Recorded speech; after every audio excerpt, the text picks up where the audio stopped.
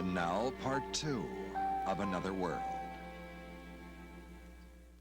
Well, hello, honey. And how are you, Chris? Just fine, Mr. Matthews.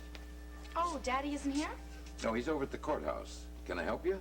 Well, Chris and I are supposed to be studying at home. Well, then what are you doing here? Well, Mom went over to the lake with Aunt Alice and Sally. Oh, yeah, your dad told me. And Michael had a game in Ogden. Honey, you're not getting to the point. The point is, I promised Mr. Randolph that Marianne and I wouldn't be alone in the house while we were studying. Oh, now I get it. You know, most boys would figure nobody'd find out. Well, that's what I told Chris, Grandpa. Oh, you did, huh? I agree with Chris. We're only studying for my college entrance exams. I know, honey, but a promise is a promise.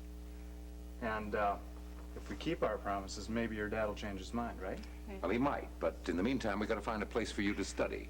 Well, let's go to the library. Now, wait a minute. You don't have to go that far. We don't? No, you can study right here.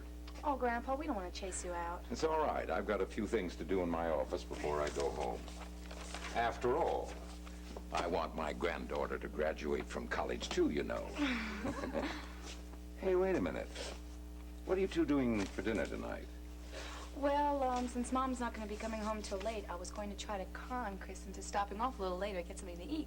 Well, then why don't you two come on over to my house? I found a recipe of your grandmother's that I've been dying to try out on someone. You sure? Positive. And you can continue studying while I'm working in the kitchen. Oh, Grandpa, you do figure things out, don't you? Only for very special people. Oh, excuse me.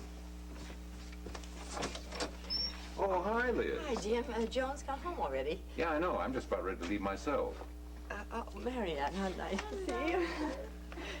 Chris, how are you? I'm just fine. Chris and Marianne are going to study in here. Oh, well, I won't stay long. I just wanted to invite you out to dinner with me. Oh, I'm sorry, Liz, but you're a little late. You've got plans.